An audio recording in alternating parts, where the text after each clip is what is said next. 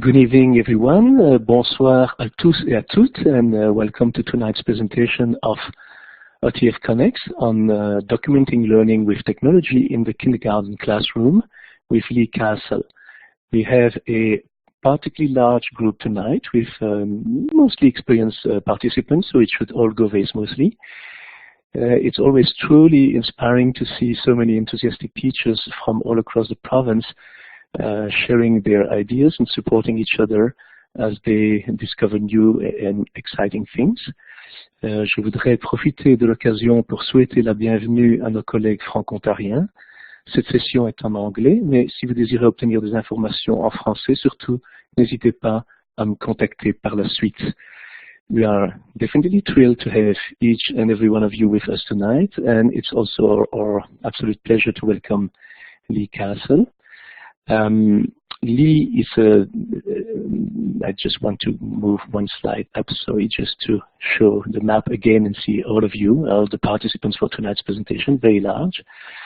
And I just want to tell you a few words about Lee. She's a technology coach with Aaron Maitland, and best known for being the founder and the president of the Digital Human Library.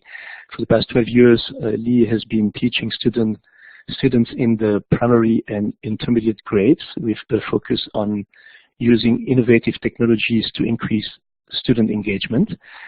She's truly a multifaceted person with a wide range of talents, from being both an Apple and Google certified educator, as well as the national coordinator for A Kid's Guide to Canada, and the administrator for a blog called EduBlogs.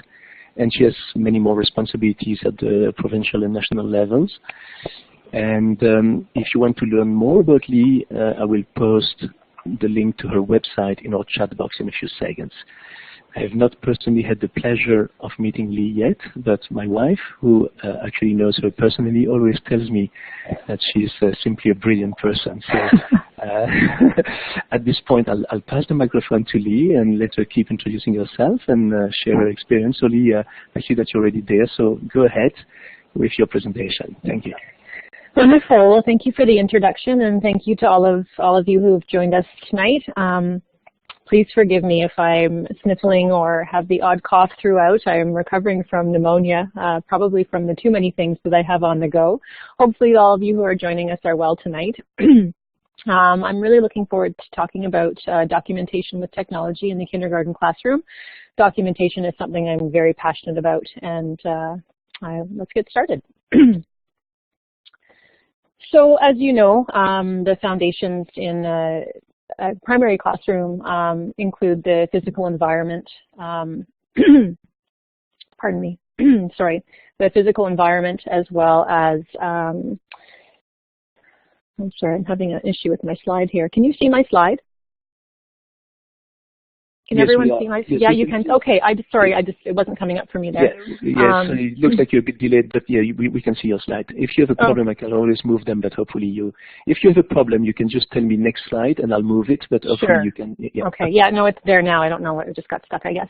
So, sorry, we'll continue on. So the foundations in a primary classroom, we always take into consideration the physical environment, self-regulation, the process of inquiry, and of course, documentation. And I want to just speak to the role of the educator and how that role is evolving now, and how that's going to impact a lot of the work that's happening in classrooms. You know, in the past, we were curriculum planners, program planners. We watched learning happen. We facilitated play. We educated parents on the kinds of things happening in the classroom, and we were providers of communication. And our role in the classroom is now evolving to one that situates us as co-constructors of knowledge, observers, documenters, and researchers. We are listeners and negotiators, provocateurs, fancy word, exchanger of understandings, and creator of the environment as the third teacher. And I think one of the most important pieces here is that we are working in partnership with parents as opposed to being the one sharing information. We really starting to rethink the role of the educator as one of a partner in learning, and it's not just with parents, but also with our students. And that information came from the 100 Languages of Children, the Reggio Emilia Experience and Transformation. I'm sure lots of you are familiar with that text. But this chart was adapted from that particular book. And before we speak in depth about documentation, we first need to look at assessment. And I really love the picture at the top, that school isn't a place where kids go to watch old people work, and I think that really speaks to our role traditionally in the past. And as we start thinking about assessment for learning, it's really the process of seeking and interpreting evidence, and I really and always focus on that piece for use by learners. And as we go through the session tonight and we talk about documentation, thinking about how the information you're gathering, and I'm hoping to encourage you to rethink how you can teach your students to be documenters of learning, and then how are we all going to use that documented evidence to inform next steps in learning and how to best get there. One of the pieces that I'll focus on tonight as well is this idea about who owns the learning. And as that previous slide indicates, we don't want kids watching us do the work. We want to involve them and engage them as much as possible, because those who do the work are the ones who are doing the learning. And just coming back to that assessment piece again, and before I speak to that, I just want to make mention of something that I've included on each slide. Anytime you see an image and a student using a particular digital tool, I've identified that tool on the slide for you in a little box with the name of the app or the website that students are using. And I think what you'll find as we go through this session, there are actually very few tools that I believe need to be used in order to document learning in the classroom. But just for your reference, those are there. So as you're aware, assessment informs our instruction, guides our next steps, and of course, again, coming to back to that idea that it's meant for students to be using that assessment information, and we can teach them how to monitor their progress towards achieving their own learning goals that we've set together. And again, coming back to that idea of partnership, the role of the educator changing to one in partnership with students. The whole purpose of gathering that documentation is to create a complete picture of student achievement. And we're going to move forward in our conversation now looking at just briefly the difference between display and documentation. And display is, I think, really much of what you see there. It's a collection of work that's posted, you know, for people to see, and there isn't any additional information provided with the kinds of student work that might be on display to provide more information to further the learning or to use as assessment for and as learning. And now we're going to move into the 5 features of documentation. So there are 5 features that I'm going to spend some time talking about tonight, and they're listed here for you. The idea of questioning, gathering evidence, gaining perspective, sharing, and of course informing the work we do. So the first one that I'm going to speak to is the idea of questioning, and this is the one question that I focus on when I'm working really in any classroom, as the whole idea of documenting learning is really moving up through the grades. Does the documentation involve a question about learning? And what is that question about learning? And I'm going to share some different examples as I go through as well. And I'm going to talk about 2 tools in particular, one of them being Seesaw as a space where you can create a digital portfolio for students. It's not a tool that my school board uses or one that we endorse, but I do know that other school boards, Thames Valley, for example, does use Seesaw as a platform to create digital portfolios for students. So this is one that I'll speak to. The little boy that you see there is my son. And so I've had experience with Seesaw through his eyes as a JK student, and almost all the pieces of documentation that come to me from his teacher and his DECE includes some question about learning that's happening in the classroom. And there are other bits of information included which let me know what kinds of questions are being asked and what kind of evidence they're gathering with regards to those questions being asked using this kind of platform. And the benefit of using a platform that allows you to collect learning over time is that you have something that you can go back to and look at to actually see the growth over time, which is, I think, in my opinion, one of the most important things we can do, not only for the students, the children in our care, but for ourselves as educators in that current year, and also as a way to provide information the following year to teachers who will be working with these kids once they've left our space. So does that documentation involve a question about learning? The next feature is gathering evidence. And I'm going to spend a little more time speaking to this one. And I just want to reference Growing Success. And if you haven't had a chance to read the Growing Success document, it really is one of the Bibles that we all need to be familiar with. Growing Success speaks to how we're gathering information about student learning and what we're doing with it, how we're using that information as assessment for and as learning. And in Growing Success, and I've chosen two sections to highlight here. One of the sections is speaking specifically about assessment for and as learning, and the other section is speaking about how we use that information to evaluate student learning, so assessment of learning.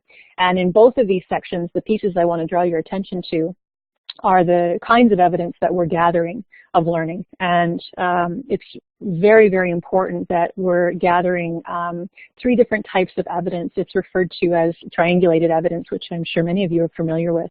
We want to make sure that we're capturing or gathering conversations, observations, and products. And throughout Growing Success, you'll see that idea of triangulated evidence referenced in order to create that complete picture of student learning. And again, I mentioned those three pieces: conversations, observations, and products. We want to capture what kids are saying. And one of the things we'll look at tonight is what kind of tools we can use to actually capture those conversations.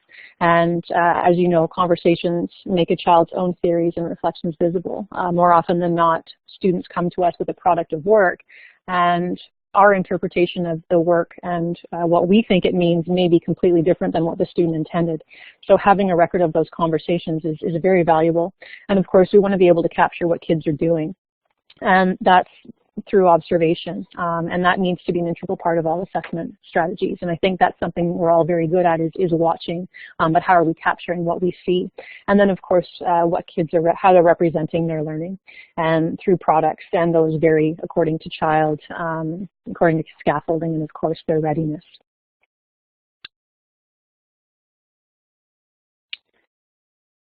And as we're thinking about how we're going to capture different kinds of evidence of learning, those conversations, observations, and products, we want to be mindful of capturing the whole process of learning that students are going through. And when we have those three pieces of triangulated evidence and we put them together, if we've been, again, very mindful of documenting that process, we should have successfully captured that process of learning by looking at those three pieces of evidence.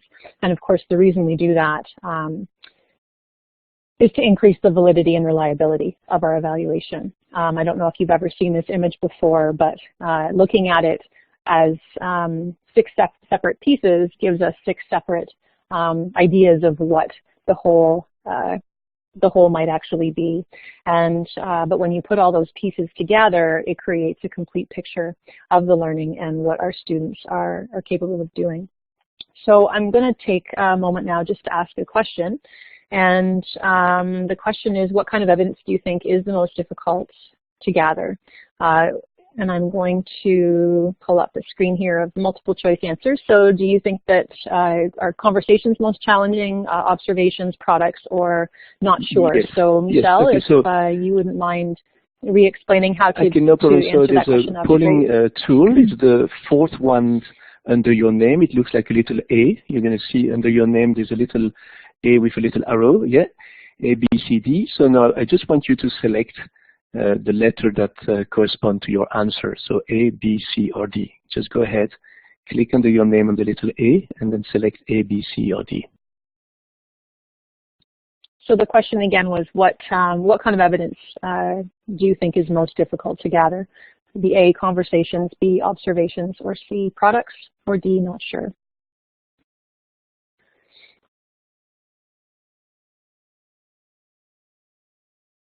Yep, and the chat's great as well. And if you want to add in any thoughts to that in the chat box as to why you've given the answer that you've given, that would be great too. And then we can talk about it. I'll just give another 30 seconds here.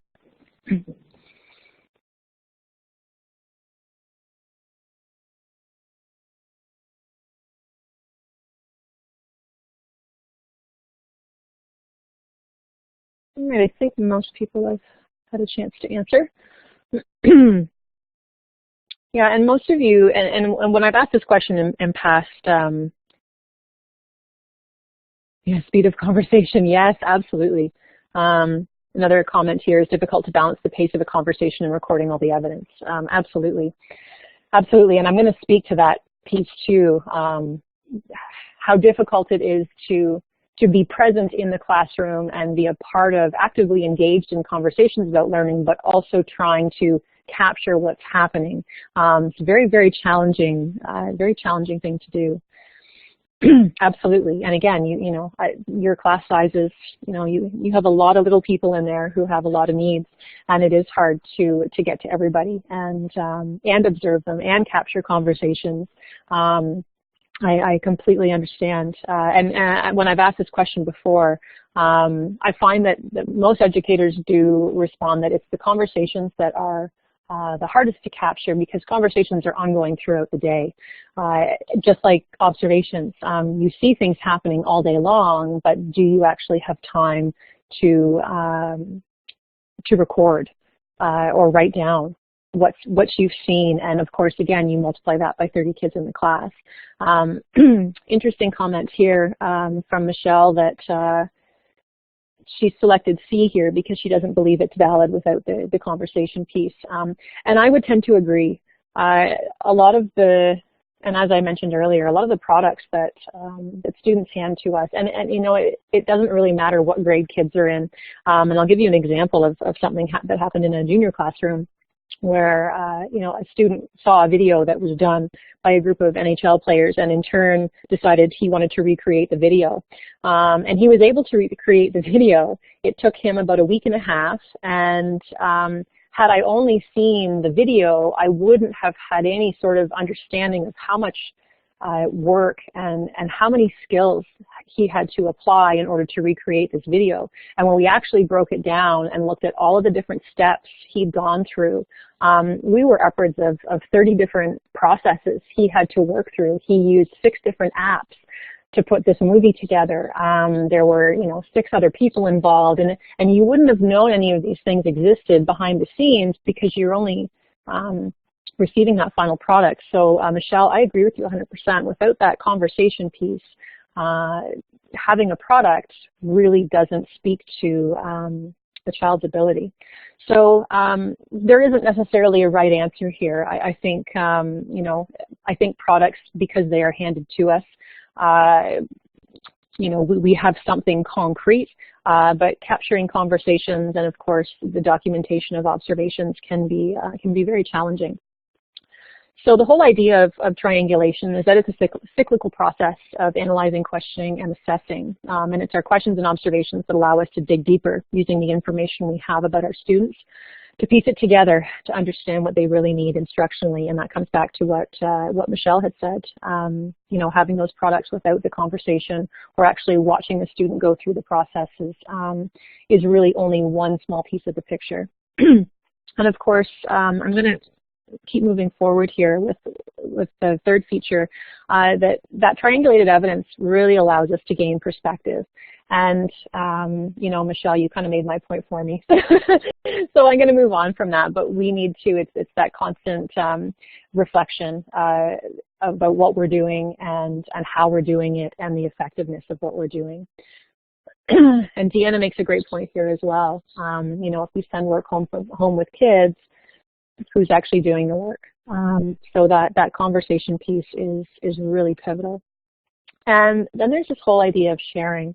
And I'm going to spend quite a bit of time talking about the value of sharing, not only from the perspective of the teacher, but also in terms of engagement and motivation and accountability from the student. And I want to present an idea to you here, and this has become a very firm belief of mine over the last few years, that sharing what's happening in our classrooms and asking kids to share the work they're doing is not something we're doing in addition to everything happening in our space. It is what we're doing in our space. And sharing the work becomes hugely important, especially when we're talking about documentation and what we're doing with that documentation and the creation of digital portfolios for kids. I'm going to show you, this is my son's blog. I started blogs for both of my kids in JK. Part of the work that I do in my school board, and I'll speak to that now, started out with a project I drafted, I think it was three or 4 years ago, because I really wanted to explore how we could use a digital platform like a blog to create digital portfolios for students to support that documentation piece in primary, because that's where I was teaching at the time. And I also wanted to look at how we could use that digital platform to help students develop those 21st century competencies. So the skills of communication, collaboration, creativity, critical thinking, problem solving, citizenship, and character. And I'm going to speak to those pieces a little bit later. But using, back to my project work. So I started a project a few years ago, and we started to look at how we could use a blog or a digital platform to support us with that documentation piece, with assessment for and as learning, and with the development of those skills. And what we found that first year was that asking students to take the responsibility of documenting their own learning really not only freed us up in the classroom to be present and have more conversations about learning, but also made kids more accountable for the work that they were being asked to do during the instructional day. And by asking kids to share their work on a digital platform, we were also engaging not only parents, but we were also engaging family members. We were able to bring in other people in the school, administrators, support staff, educational assistants, teacher librarians, who were able to engage in conversations because we had moved learning into a public digital space. And that's one of the differences between using a platform like Seesaw compared to EduBlogs, which is the blogging platform that my board uses, is that Seesaw is it's a closed space accessible by the classroom teacher, the parents, as again a place to share the learning that's happening in the space, and of course in a safe and protected way. But I'm hoping that by the end of tonight, I'll be able to show you how you can use a blog in a very safe and effective way, but actually accomplish so much more. So we're talking about that sharing piece, and this is just a snapshot again of my son's blog. And I'm going to come back to his blog a little bit later, and I'm going to show you several other examples of kindergarten blogs on my board. To make a long story short, in my board today, after I've completed, I'm working on my third TLLP, which is Teacher Learning and Leadership program that's offered by the Ministry of Education, and it's a grant program available to teachers. And what it does is it gives you the opportunity to design a project that's going to further your professional development and look at how the ministry can support you through a funded model of learning.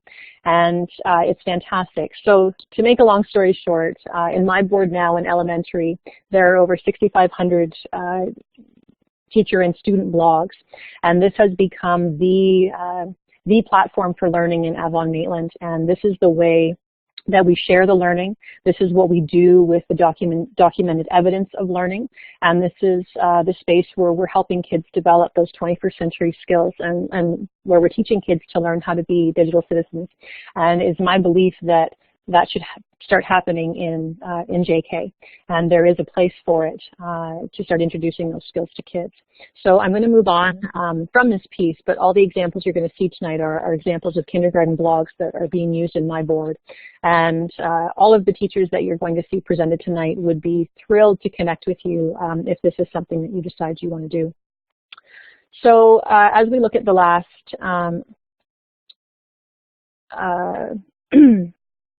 sorry, my slide's stuck here. I think, yep, there we go.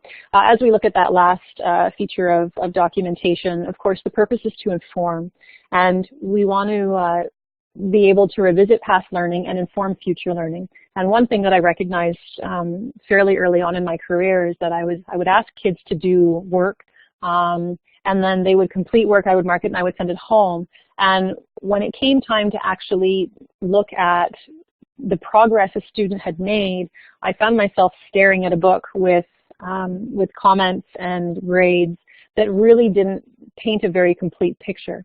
And it wasn't until I started using blogs that when it came to reporting time, I would sit down and look at the individual student's blog, and I had a whole collection of work samples and comments made by me, by the parents, by other students, and I had all of this evidence in one beautiful package that really made the whole process of understanding a student and his or her abilities much more tangible.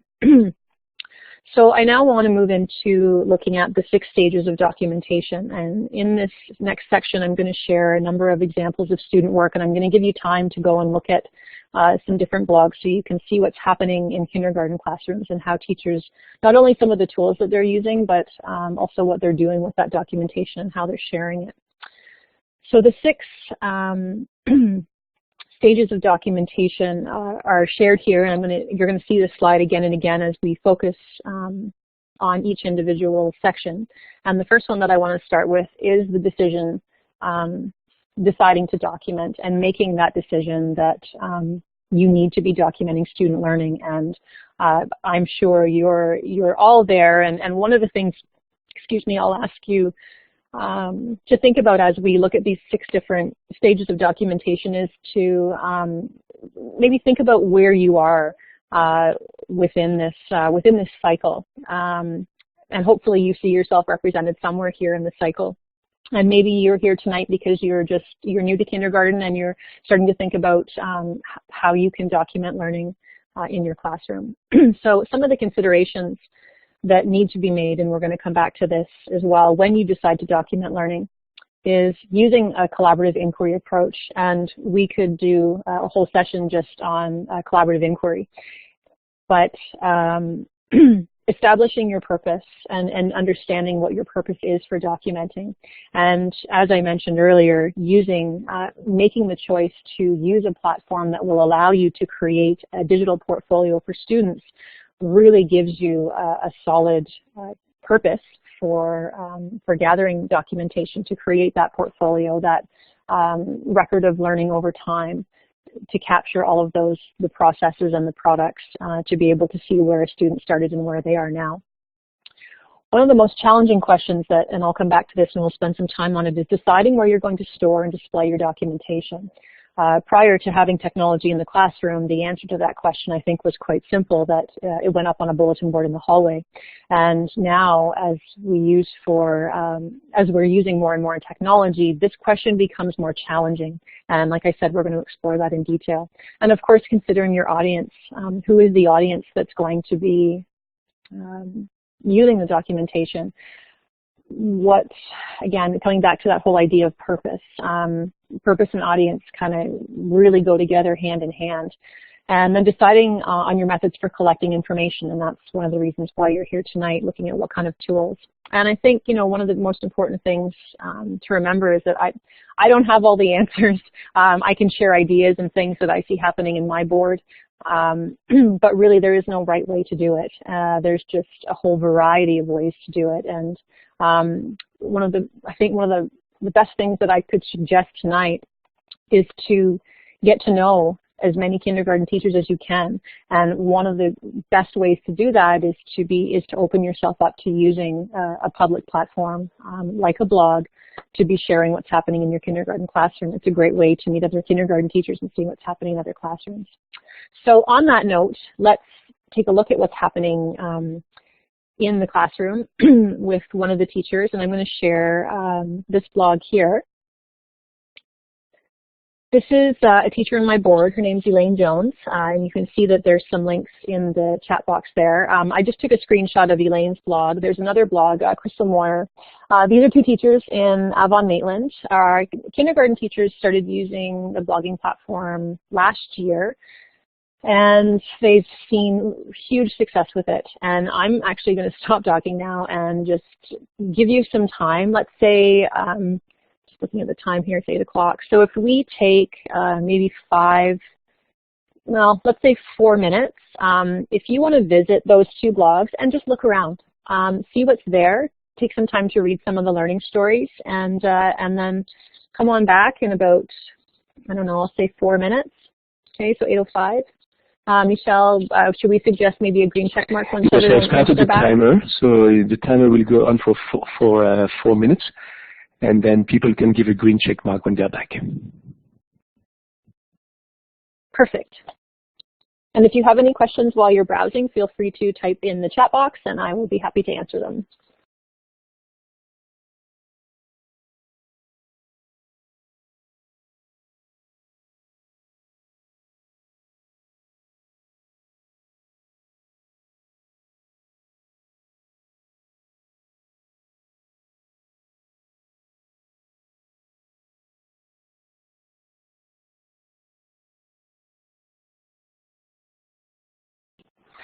Okay, so that was 4 minutes. So I hope that you all managed to review these blogs. And if you want to jump back in, remember to click on your talk button. Thank you.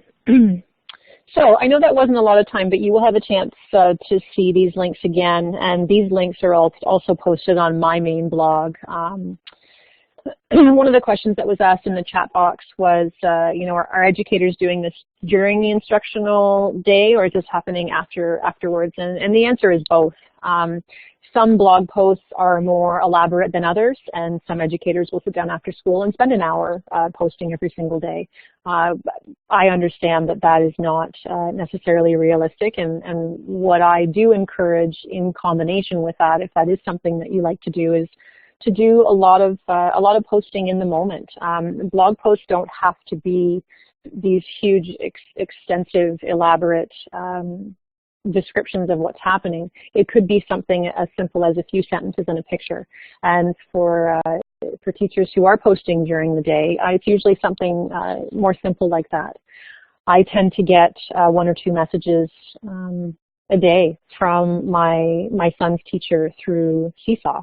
And sometimes it's a whole class picture that was shared with everybody and 1 or 2 sentences to go along with it, but it's never anything long and extensive. So I think you'll see quite a mix depending on the blog that you are looking at. So hopefully those gave you even just a bit of a peek.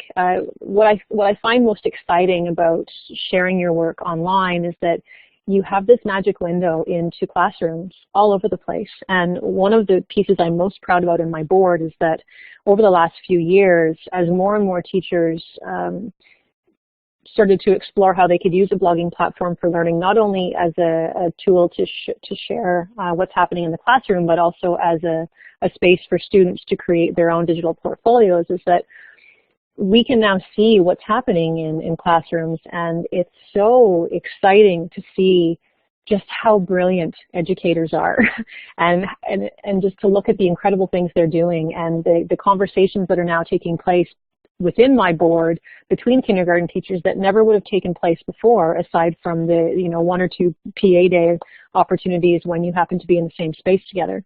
Working on a digital platform allows you to engage with other people anytime, anywhere, and in terms of gathering ideas for your own classroom, it's also a way for you to build a relationship with the people who are using those ideas. It's really a very powerful tool.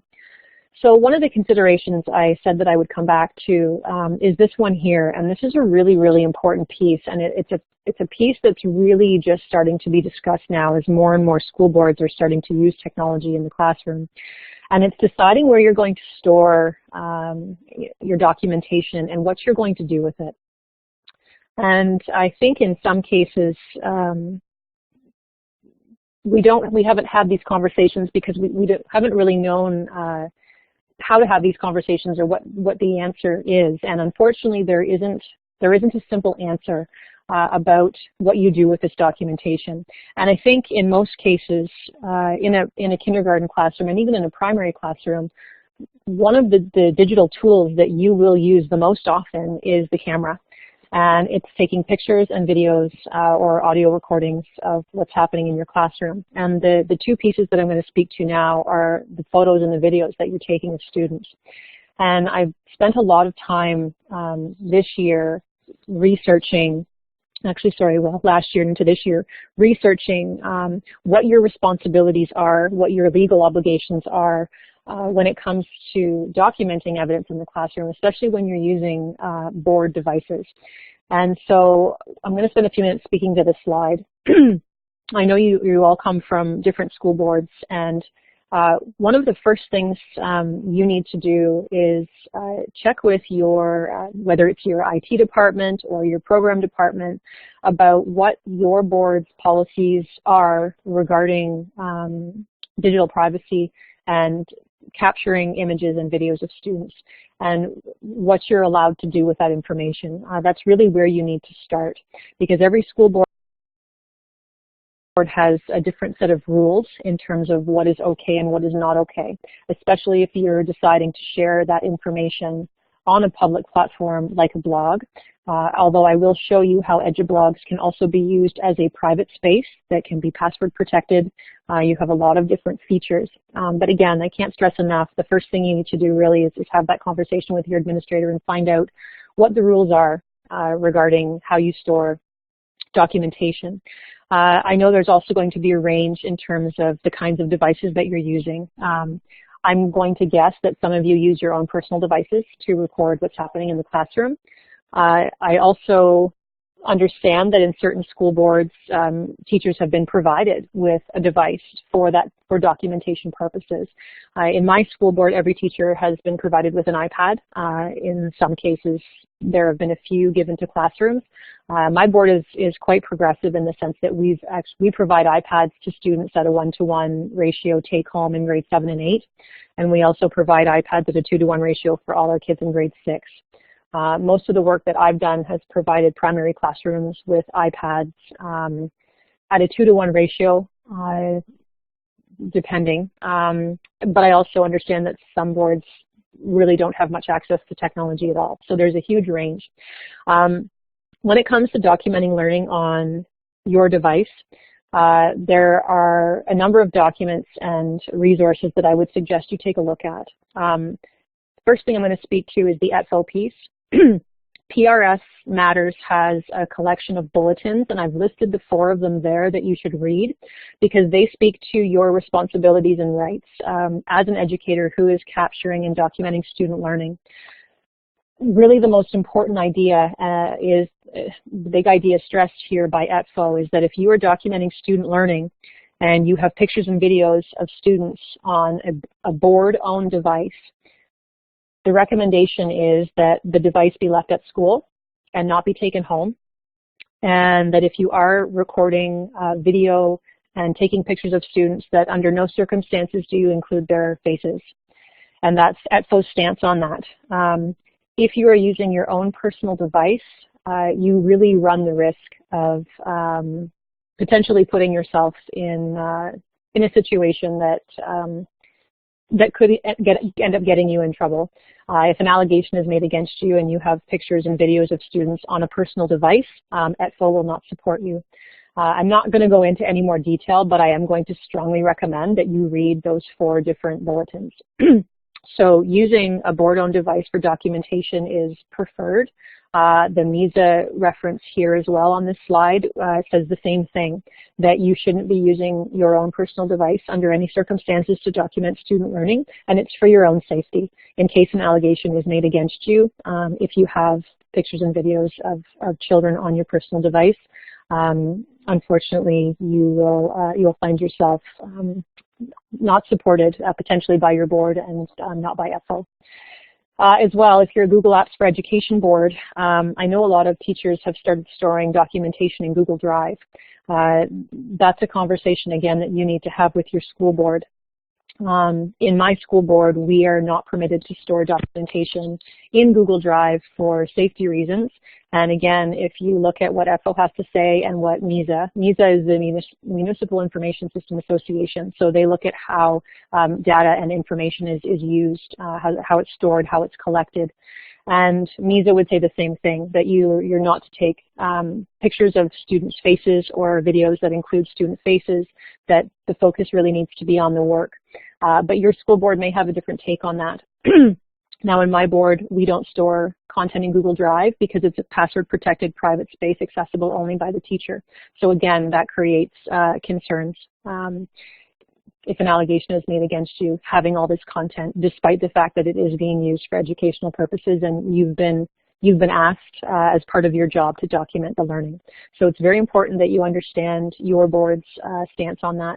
In Avon-Maitland, because we use the EduBlogs platform and the documentation that we're taking in the classroom is shared on a public platform, we don't store documented evidence on devices. So once pictures or videos have been taken, they're shared on the classroom blog, or on a student's blog, which is accessible by parents, teachers, the larger school community. So that's our way of sharing the work in a way that isn't kept on our own personal device. So there's a number of things to consider when you are documenting. I'm going to move on from this, but if you have any questions, feel free to type them in the chat box. I know it can be quite contradictory to what you've been told, especially when I recognize that we don't do all the assessment of learning at the end of every single day before we go home. So more often than not, we are documenting learning and taking that home on a board-owned device or on a personal device. And as I mentioned, MISA would strongly advise against that, and that has a stance as well. So just making sure you understand what your responsibilities are.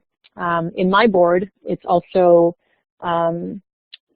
we have an internet permission form that goes home with all students, asking parents to give permission for the child's image and or first name to be used online. So if parents have consented to their image and or first name being used online, you will see pictures and videos of children on class blogs and on student blogs.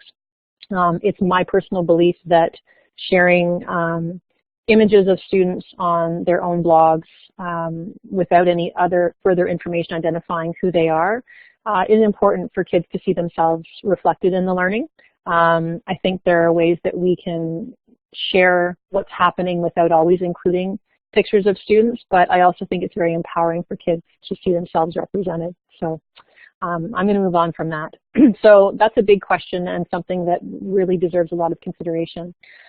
So establishing your purpose, considering your audience, and of course, again, that whole documentation piece. And why I'm a huge proponent of using a platform like a blog really is explained in this graphic here, and I don't want to spend too much time on it because I have lots of other things to share with you, but blogging really creates a lot of opportunities to develop a lot of skills, to bring in a lot of components that are already a part of your classroom program, and components that could be and maybe should be a part of your classroom program. And that digital citizenship piece and teaching kids how to be responsible and safe users of the internet are skills that, again, I believe need to start in kindergarten. And there's a lot that we can do just by creating digital portfolios for kids that gives them that exposure and that experience at a young age in a very safe way, based, of course, on what you're comfortable with as well. So the next piece that I want to speak to is exploring technology use. And the one thing that I want to start with, and I didn't realize how large our group was tonight. I was going to ask you to type some things on the bulletin board, but I think it would actually be easier if you shared them in the chat. Michelle, would you agree? Yes, whatever. If they're going to The ask me to share advantage of ideas. writing on the board is that it's completely anonymous. If you write in the chat board, we see your name. That's basically the same. Otherwise, you can, yeah, that's fine. Okay. You know what? I'll let you decide. If you want to share your ideas on the cork board, that would be great. Otherwise, you can share them in the chat. The question that I was going to ask the group tonight, since I firmly believe that the expert in the room is the room, and I would love to know what kinds of technology tools you're currently using in the classroom right now to document learning. So if you want to share some ideas on the cork board, we'll just take a minute to do that. Or you can just type it in the chat box, and we'll have quite a list of some of the tools that you're using. Yeah, and if you're using the tool to write on the board, it's the letter A. So it's the fourth tool on the vertical toolbar. You just select the letter A, without the little lines, and you can just start typing. There's going to be a lot of entries. I can feel that. I know. And yes, and if you could use large font so we can see it. Exactly.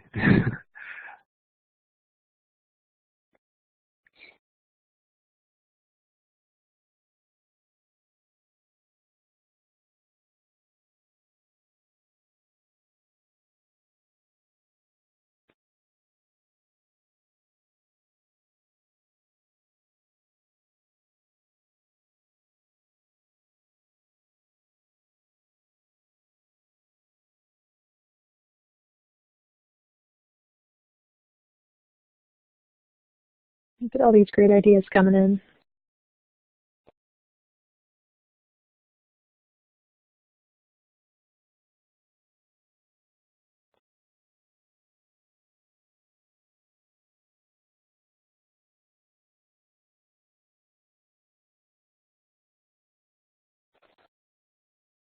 Wonderful. So we'll just take another 10 or 15 seconds here.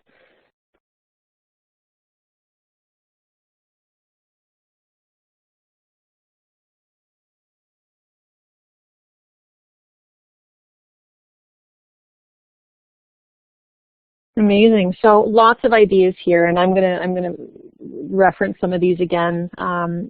Lots of Google tools. Pic Collage is really popular in kindergarten, although just a word of caution on Pic Collage, and maybe some of you have come across this as well. Pic Collage themes can be created by users and uploaded into their galleries, as can images, and we've had a few incidents in my board where kids have searched for something as innocent as the word treats, and if you use your adult imaginations, we had some pretty interesting pictures show up. So just be mindful of that if you're using Pic Collage and you're letting kids use that app in the classroom. It's a tool that, again, we've had a couple issues with, although Pic Collage has been great to take that stuff down once they are notified. So, and I mean, I love it too, and I know teachers love it.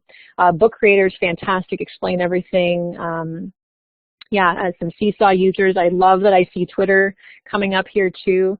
And again, as I see all of these pieces, I do hope, especially after what I said earlier, that you are really informed with what your board, how your board feels about using certain tools. And one of the things you can do as an educator is make sure that you read the privacy policy and the terms of use. And if that's not something you're comfortable doing when you're making decisions about digital tools, you know, always defer to your admin, because a number of digital tools that are being used in the classroom are being used with good intention. However, the privacy policy and terms of use actually end up putting our students at risk, especially if we're sharing photos and videos. So please do, again, make sure that they're board-approved spaces, but several fabulous ideas, and we'll speak to some of those as we go through. So one of the one other thing I wanted to speak to with regards to exploring technology use is the SAMR model. And how many of you actually, if you could just give me a green check mark if you're familiar with the SAMR model, and a red X if you have absolutely no idea what I'm talking about, just so I can get an idea of how much or little time to spend on SAMR. Oh, I think we're still at AB. Michelle, is that something you can change? Sorry, my mistake. Just a second. It's very quick. Hold on. Sorry about that. Okay, here we are back to the proper polling tab. My mistake. So you can select the green check mark or the red X. Yeah. Thanks so much. Okay, so we're about half and half for those who replied. So the SAMR model is essentially a model that is designed to inform how you're making choices about the kinds of tools you're using in the classroom. And I like this, this graphic because it actually shows you different apps that would fit into the different levels within the SAMR model, and it's not something linear. I'm going to show you, this is my favorite graphic for the SAMR model. To consider the SAMR model as like swimming in a pool where you're constantly back and forth, you know, depending on the kind of task you've asked kids to do. But the SAMR model, if we go back to the previous slide, is looking at how digital tools are impacting the learning. And there are tools that we can use at a substitution level, which means that we are literally substituting something we could do, for example, on pencil and paper with something we could do in an app. So asking a student to fill in a worksheet that we have now scanned and put opened up in a, you know, OneNote on an iPad, for example, and that's not a good example, sorry, that we've opened up in Notes on the iPad, that doesn't change the task at all. All we've done is scan a worksheet that kids could have done with paper and pencil and opened it up in Notes on the iPad for them to complete the same task writing on the device. The augmentation level allows kids to change what they're doing slightly. So there's some level of improvement by using a digital tool. At the modification level, we're really asking kids to significantly rethink what they're doing because we've introduced a digital tool. And of course, the redefinition stage, which you may hear is, you know, this is the stage that this is where we want kids to be. It's impossible to be there all the time, but to be working towards creating opportunities or tasks that allow kids to really redesign or redefine the learning because they're using a digital tool. So it's not something they could do without that digital tool. So for example, the idea I shared earlier about those the one junior student who wanted to recreate a video, without being able to use technology, recreating the video in the way that he had done wouldn't have been possible. So he really redefined the task. So when we think about SAMR, and I'm going to go back to that swimming pool, that when we're using technology, we want to be thinking about how we can use technology to augment or modify or redefine the kind of learning experience that we're offering in the classroom for kids. And in some cases, the technology may just be a substitution, but it's just being mindful of that, of when kids could be doing something on maybe with paper and pencil, or, you know, do they actually need a device? How is the device going to change or augment or make that task different? To allow kids to create something new and potentially something better. So as I mentioned, this is just an example of, again, my son using Seesaw, the documentation that's being captured in the classroom being shared with me through Seesaw, and it was nice to see some of you are using that platform, and I do hope you enjoy it. I think the one thing that I'm going to miss, and what I'm slowly doing over the course of the year, is I'm screenshotting those pieces of documentation that come home with my son. And that's the one benefit of looking at a blogging platform where you can actually keep that record or that portfolio of learning over time. So in my school board, students who start a blog in kindergarten, and that blog follows them until they graduate high school. And the whole point is that they have a documented record of their learning over an extended period of time, which, you know, you can let your imaginations run wild, really offers so many benefits. Having that digital portfolio for a year serves its purpose for that year, I think, in a very effective way. But my question is always, you know, what is the benefit for the kids? And how are we coming back to that slide I shared very early on, you know, who owns the learning? And if we really want kids to get the most out of it, how are we engaging them in the development of those portfolios? And what happens when that school year is over? What happens to that digital portfolio? Do we have a way to release that to that student for them to take with them? This is just another example of how the Seesaw platform can be used to share notes. So not only can you share pictures and evidence of the learning, but you can also send out notes to families if that's something that, that would interest you. With regards to the blogging platform, I'm just going to speak to EduBlogs now. This is the space that we're using in my board.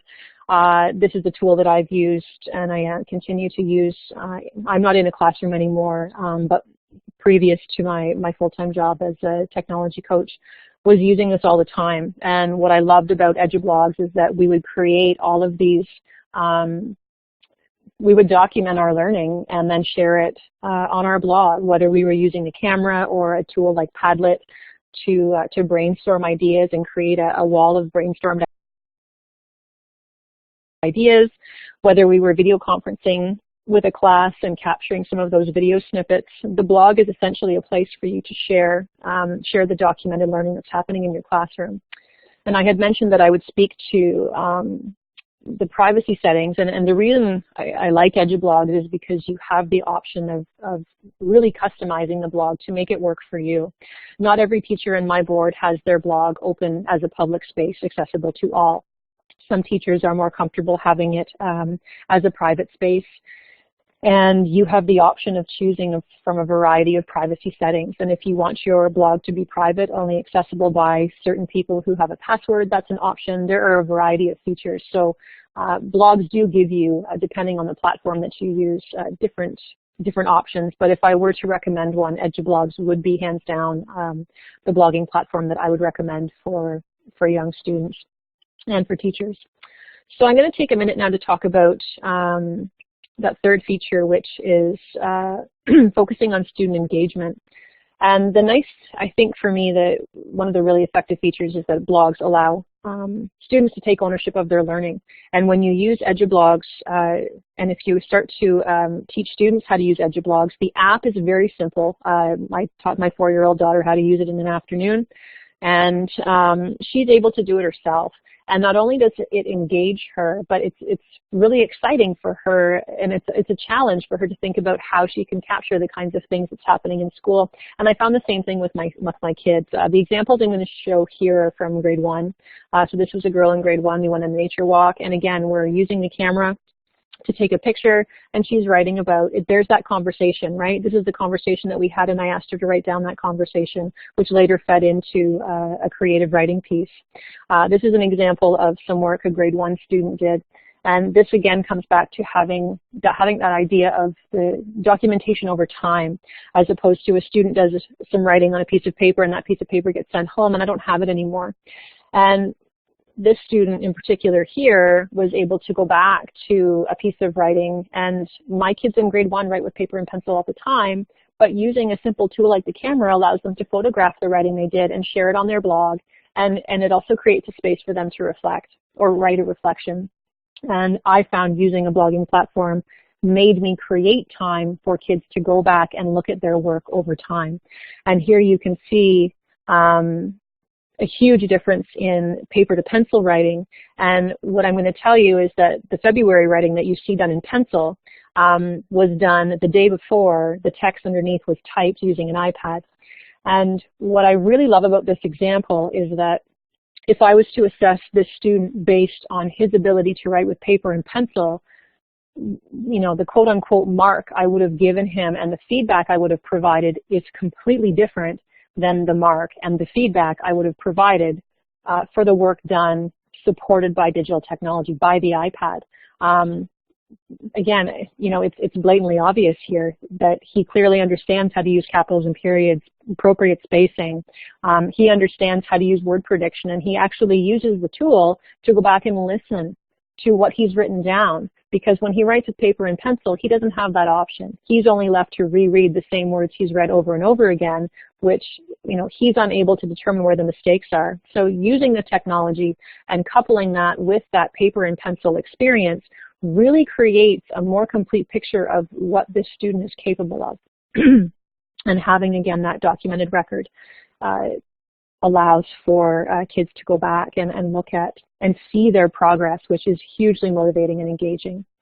I want to speak to the gathering information piece, and I'm just going to share some different ways. And again, this is in grade 1, but the application in kindergarten, looking at how you're using learning centers or stations, different inquiry spaces, however you set up your classroom program, there are lots of ways you can capture different kinds of learning. When my kids would read to themselves in grade 1, I would have them use a simple app called Recordings, and they can just record themselves. There's lots of recording apps available. You could do that with Adobe Voice. You could even just use voice memos as a way to record yourself. But what my kids would do is they would record themselves reading once a week. So every week I had a recording of their reading, and they would upload it directly. The reason I like recordings is because it uploads directly into EduBlogs. So my kids could go back every month and compare how they sounded as readers, and then they were also asked to write about what their strength was as a reader and what their next step was. And all that was is just me asking them and teaching them how to record themselves reading. So there are lots of ways to create opportunities to gather. That would have been an observation for me, right? Watching her and listening to her read. And of course, there's a conversation that goes along with that. And one of the ways I had captured conversations in my class was asking kids to record themselves. So when I did buddy reading, they wouldn't record themselves reading, but they would record the conversation they had after the reading. It ensured that everybody was on task, they were accountable for a job, and plus these were all conversations going on while I was doing guided reading that I couldn't be a part of. So now I have all of these conversations about text and a child's understanding of text that I can go back and listen to. And again, those are part of their digital portfolios. And kids who are listening to reading can very easily, if they're reading on a device, take a screenshot or again, use the camera to capture a picture of what they're doing and write a sentence about it, or use the digital tool, that built-in microphone, to change speech into text to be able to record some of their thinking and gather some of those ideas. And then of course the products of learning, you know, as I mentioned, you know, my kids, I had one-to-one iPads in my classroom and did for years, but my kids wrote with pencil and paper every single day. It's using the device as a tool to capture, again, those conversations, those observations, and those products, and giving kids and creating time and space for them to reflect on their learning. Another way that I would capture conversations in the classroom, seeing that is one of the more challenging pieces, is that I would open up a blog post and transcribe a conversation as it was going on. So if we were sitting in a circle, having a discussion, we used to do a community circle chat every Friday, I would simply just type out things as the kids said them. And it's another simple way to capture those conversations happening in the classroom, is to just type them out. And again, having that space to share those is really important. So I want to give you some time now to check out another blog. This is Joan Gardner-Flood. Joan started blogging, I think it was last year with her kids, a year and a half ago, and she's done some really interesting, she collects evidence in some really interesting ways. So I'm going to give you just 2 minutes this time to take a look at Joan's blog, because I do have quite a few other things that I want to get through. So if, Michelle, if you wouldn't mind posting the link to Joan's blog in the chat. It should be in the chat, huh? I put it at the bottom there. Is that it? Yeah. Okay. Oh, yep, sorry, I didn't see it. Yep, perfect, thank you. Yep, so if you want to take 2 minutes and check now, and then we'll come back. Perfect.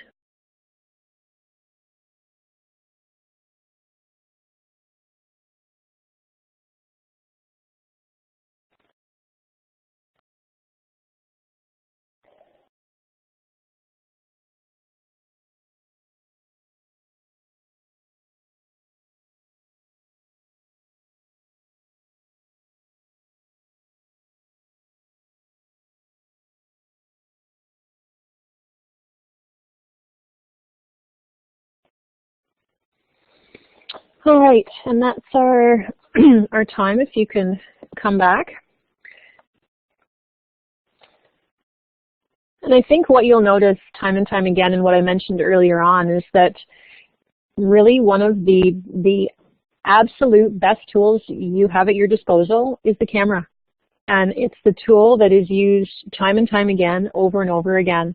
And it really, you don't need anything fancy. It's fun to be able to, you know, to augment or, you know, modify or redefine some of the tasks we're asking kids to do by experimenting with some different apps. But it's, you know, when we're talking about documentation and we're really focused on, again, that purpose and the audience, how are we capturing those conversations and those observations and those products? And really the camera time and time again, and using a simple tool like the recordings app are two of the tools that I use all the time religiously. One of my other favorite apps is Explain Everything. And if I had to pick three and only three, those would be the three: the camera, the recordings app, and Explain Everything. There are so many different variations of what you can do just using those three simple tools. I don't know if you had a chance to see any of Joan's, her kids did a lot of Explain Everything. I don't know that she has her student blogs up there this year yet because it is early in the year, but those would be my three tools. So since the camera is really one of the best tools to use, what I'm going to do is share with you a session that I did with another group of teachers, with one of my digital human library experts, Nicole Kaufman, who's a professional photographer. And what Nicole did was she shared some helpful tips about how to take a good quality photograph and a good quality video. We're expected to do a lot of things in the classroom, but we don't necessarily have the training or the experience to pull them off. So this was a session that was hugely helpful. The document is linked there. You have access to it. So she gives tips about how to use the grid. And if you've never used the grid, it is really helpful when you are starting to learn how to take photographs. So in your iPad settings, and again, you can always come back and look at this, under Photos and Camera, the grid option is there at the bottom, and if you turn the grid on, your iPad screen looks like this, and it actually gives you a grid. And anytime you photograph student work, which again should be the focus of your picture, you want to make sure that you're focusing. If you look in the where the two lines intersect on the right side, you'll see the little square there. Those two top corners really are the best places to focus whatever it is you want in that picture. And another tip that was that's really helpful that you may or may not know is that when you're in the camera mode, you can actually use the volume button to take the picture. Depending on how you're holding the iPad, it may be easier than actually pressing the button to take the picture on the iPad. And of course, you have other features as well. So that document that I shared with you here has a lot of great ideas. It has as well some ideas about how to document and what kind of apps you can use to document some different things. So I do encourage you to take a look at that. The next piece is the idea of connecting and telling stories, which is really gathering all of that documentation to tell the story with a beginning, middle, and end, which again focuses on that process, of course, with artifacts that support it. Here's an example, and I know one of the tools that was shared was Book Creator, which Book Creator is very near and dear to my heart. I love Book Creator. It's a fantastic app as well. And the reason that I'm sharing this image here is because the little boy that you see pictured there was a little boy that no one had been able to get him to write for the 4 years that he'd been in school. And it wasn't until we started connecting with kids in different countries that I just lucked on finding that one, I don't know, that golden nugget that really hooked Josh and really engaged him in learning. And when he had a chance to create a book about all the different communities he was learning about, he was finally engaged to write and share.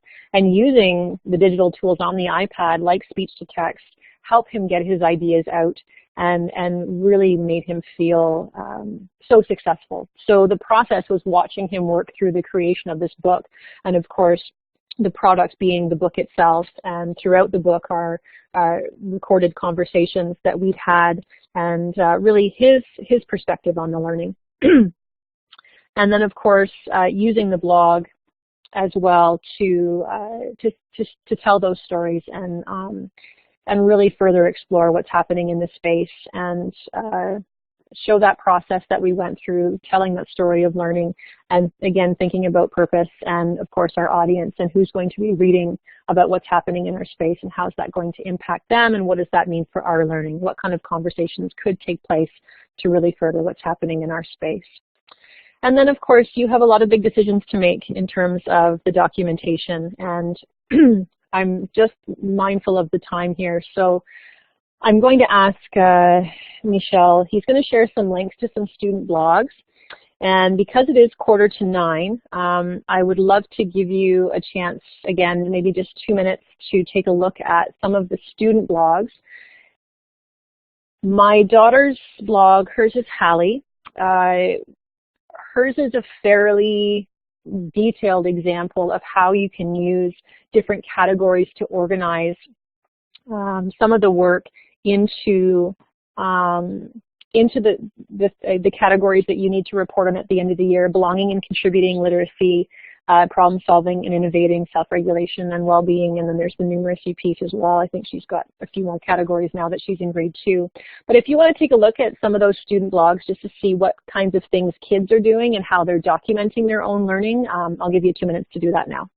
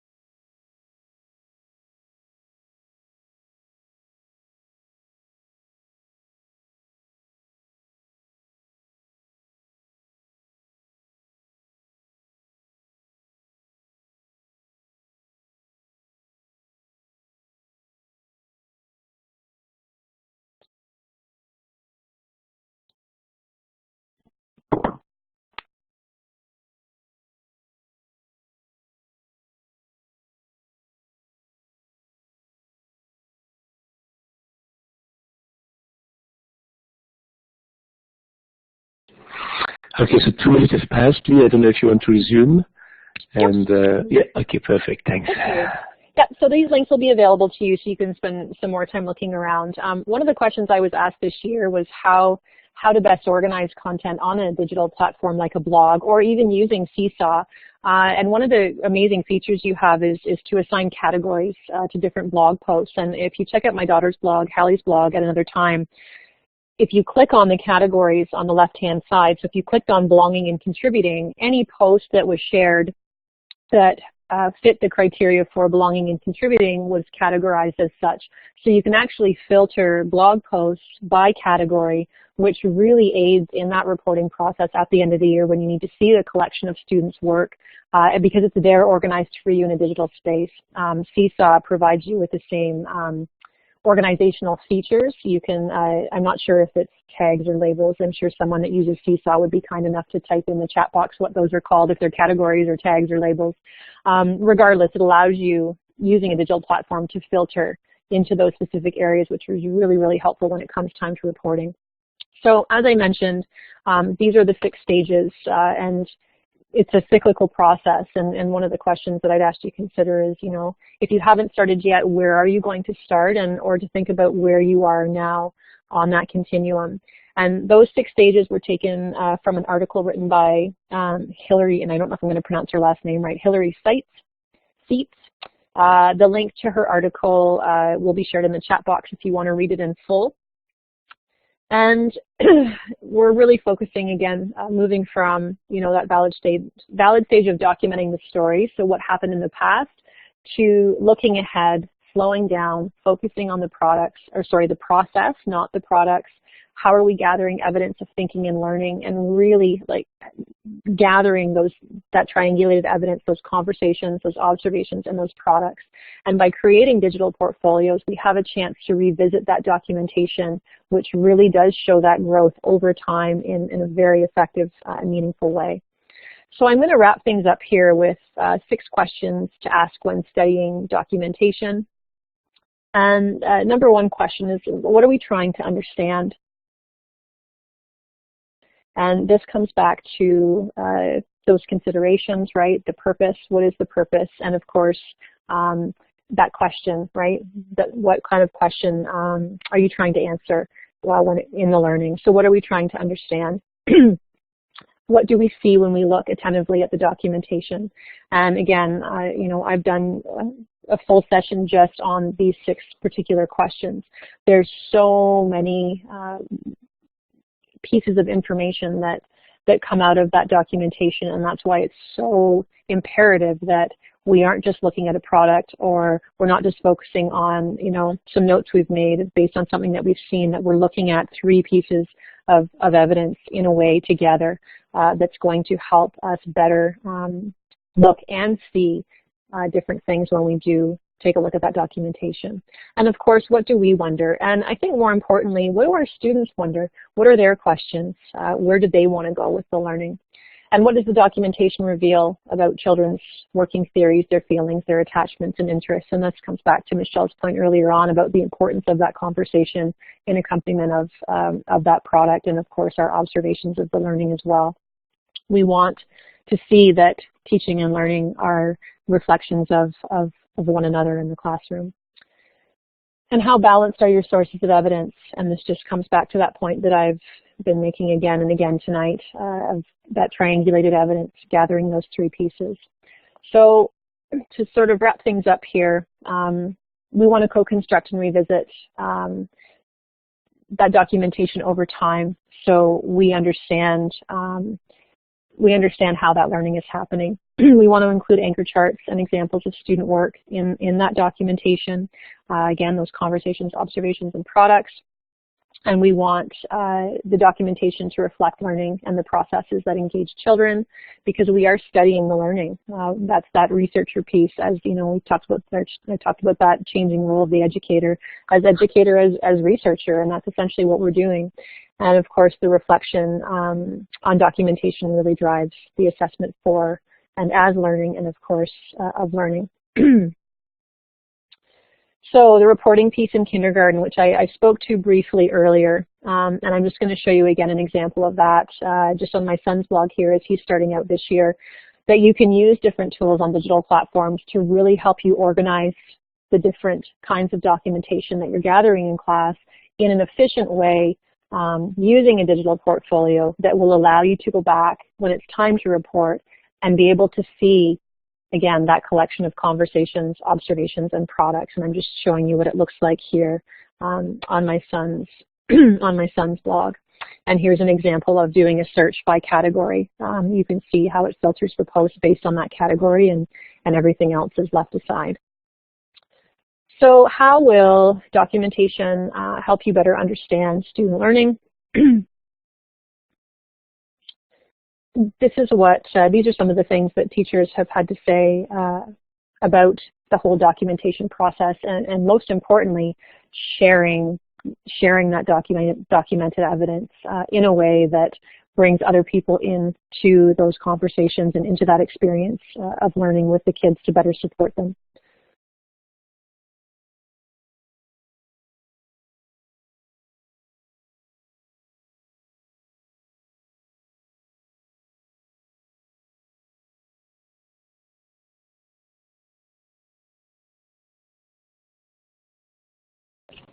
Would you want to give a little bit of time to people to review that slide?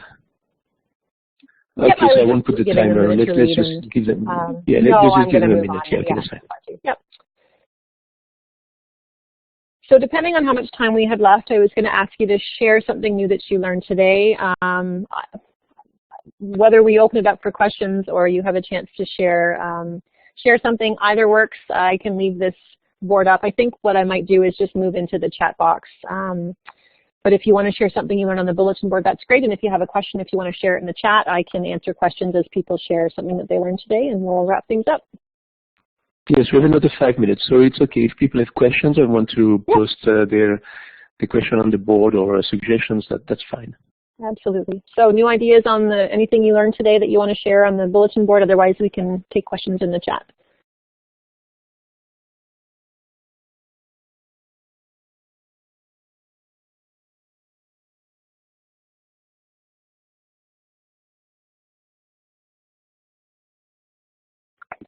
What do I think of Twitter? I absolutely love Twitter. And I think Twitter is a fantastic way to share brief little tidbits that are happening in the classroom. I also think it's a great tool for kids, kids to start to gain experience using different social media platforms. In grade 1, I had a tweeter of the day, and our tweeter of the day shared something on Twitter after the first block and something after the second block, something that was meaningful to him or her. And that was something that we put out into the Twitter sphere every single day, just again to give them experience using that platform and sharing in that platform. I think it's a great way to start conversations, but I really think you need a more robust platform if you're going to give kids an opportunity to really dive deeply into their learning. If you check out my blog, and I'm just typing it in here, I started a Twitter chat, an AMDSB Kids chat, with another colleague of mine, Nicole Kaufman, and every month we have a conversation with invite students in K-8 to talk about something, a character attribute. So in October we talked about gratefulness, or what it means to be grateful. We tend to focus on the character attribute that's we're focusing on each month in the board, but we have Twitter chats, which is a great way for kids to, again, practice using the platform, but also engage them in conversations with other kids of different ages. So I love it. Yes, that's my board blog. And maybe I should ask you, Abigail, what do you think of Twitter? Yes, my tweeter, the kids loved it. They thought it was awesome.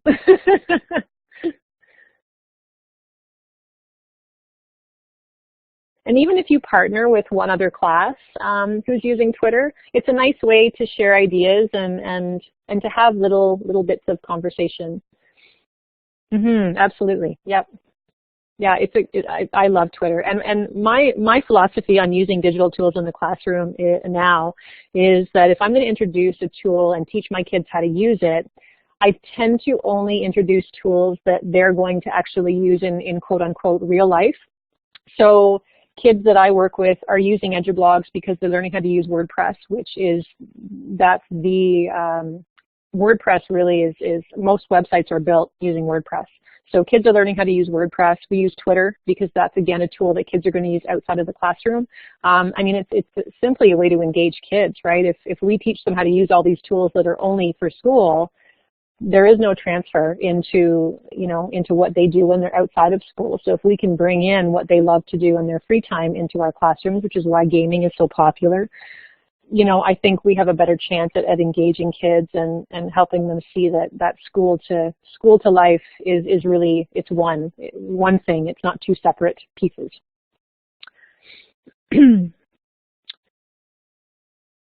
Yeah, and Twitter's a great way to connect with other educators. I started a hashtag in my board, and that's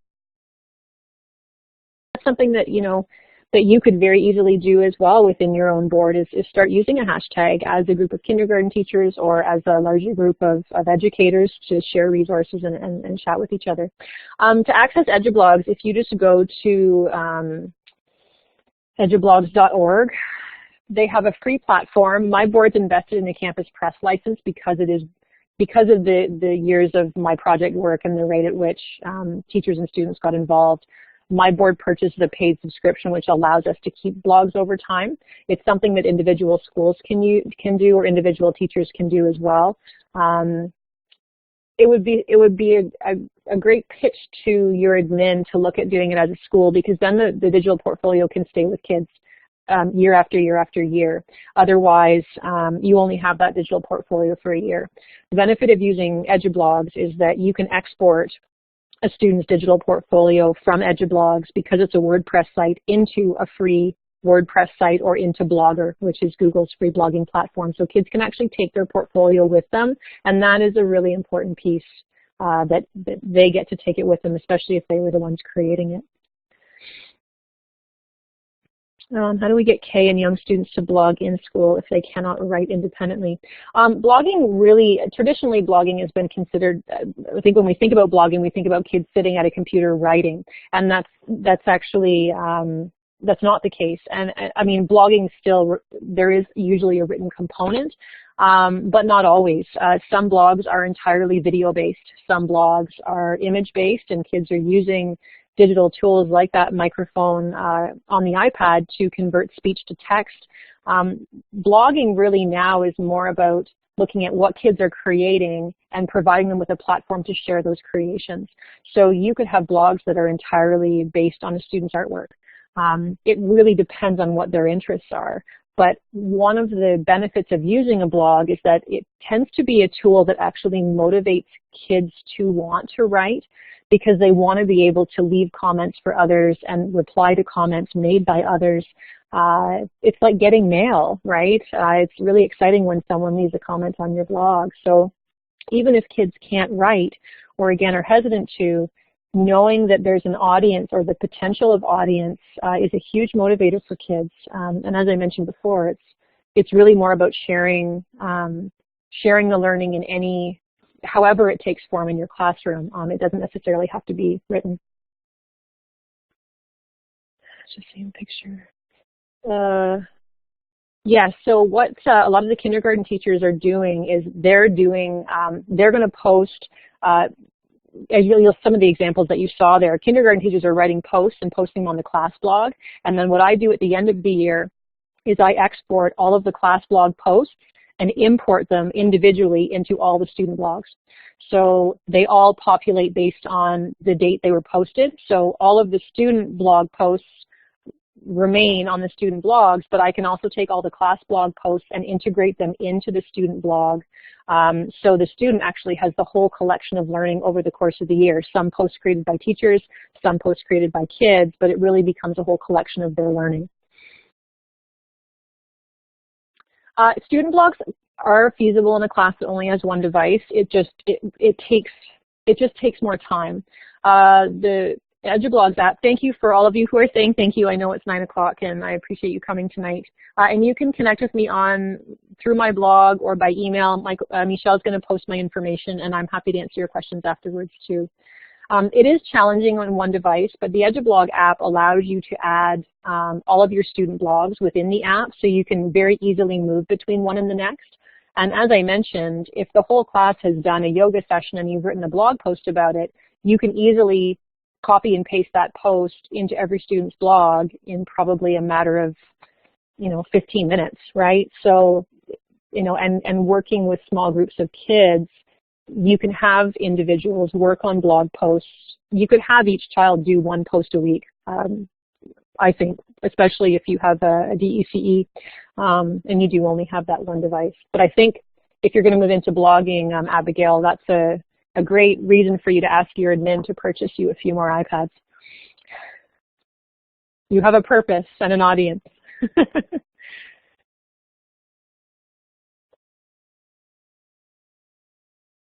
I don't know if there are any more questions or if I missed anybody else.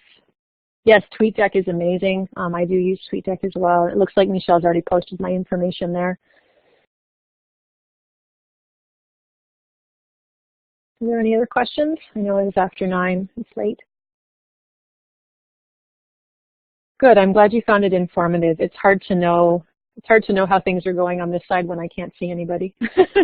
But again, feel free to reach out to me anytime. And the blog that I shared there, the TLC blog, my EdTech Learning Community, really anything and everything I've learned about blogging is shared there. I work out loud, so anything that I've learned about blogging over the years is there. It's very searchable, and hopefully you can find some more information too. Well, I'm sorry you lost your connection a few times, but oh, I'm so glad.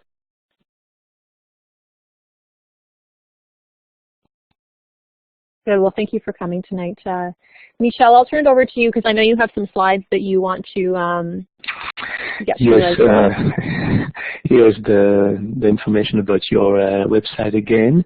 And I must say it's great timing. Despite a jam-packed presentation, you managed to complete pretty much right on time, so I'm quite impressed.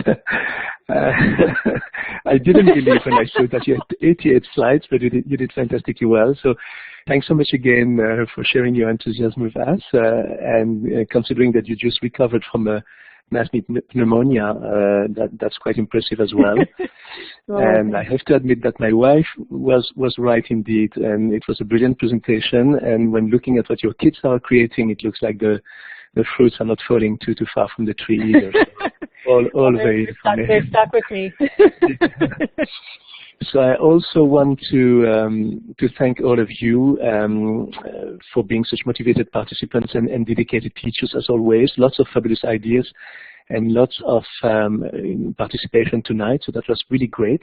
So at this point, since it's fairly late, and if you have been in a member of OTF Connect session recently, or if you are just eager to return to your families for the remainder of the evening, I simply want to wish you a very good night and remind you to complete our survey, the feedback survey, when quitting Blackboard. You should be redirected automatically to the survey page when exiting Blackboard. But I'm going to post the link as well, just in case. Just a quick second. So here is the link to the survey, but you should be redirected automatically. For those of you who are still fairly new to OTF Connect or can spare another few minutes, I would like to give you a few additional pieces of information before we conclude this session. As I just mentioned, we would like to present you all with the opportunity to give us your feedback on tonight's session. The survey only takes a few minutes. You could do it right after the session if you want. It would be greatly appreciated. And you should be redirected automatically to the survey page when quitting Blackboard, so you don't have to worry. As you quit Blackboard, you get to the survey page. This survey is very important to us. We pay attention to your feedback. We pass it to our facilitators, and it also helps us with funding of future OTF Connect programs. And as a new feature of our webinar, OTF would like to offer you a small bonus as a token of appreciation for your participation tonight. Once you have completed the feedback questionnaire, you will be redirected to another page allowing you to enter your name, and then you will receive a certificate of participation to this training session, and that you can then add to your professional learning resume. So just please note that the certificate of participation is only available for 48 hours following this session. But if you don't have the time to do it right now, we will email you all the links tomorrow, so no worries about that either. What else? I would like to share a few more things with you. I'm going to share also tonight's link with you. It will be sent by email tomorrow, but just in case, that's the link to tonight's presentation.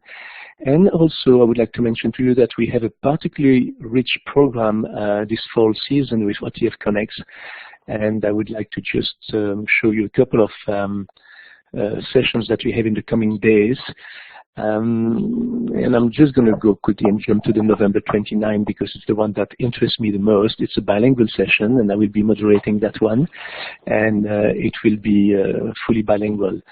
Donc, si vous êtes francophone ou francophile, je vous invite évidemment à participer à la session du 29 novembre. And I'm going to post the links as well in the chat box, and you will receive them tomorrow as well. What else? Yes, there's also another opportunity provided by OTF and the Ministry of Education. If you are a qualified teacher and have completed an additional qualification course in mathematics, technology, or kindergarten, you may be eligible for a $450 subsidy, and I'm going to post the link so that you can apply for this subsidy if you are interested. If you have nothing planned for the weekend of November 25th and 26th, OTF invites you to a conference on financial literacy in the classroom. It's at the Crown Plaza Hotel in Etobicoke, and this conference will be presented by Jane Rooney and by James Cunningham. And I'm going to post the link once again for you if you are interested in attending that conference. And then finally, we would like to invite you to follow OTF on social media as well as on our website. I will now end the recording of the session. Please feel free to remain online if you wish to ask Lee additional questions once the recording has ended. Otherwise, I wish you all a very good evening. Thank you once again for your participation in tonight's session. We certainly hope to see you soon again on OTF Connects. Bonne fin de soirée à tous et à toutes. Thank you again.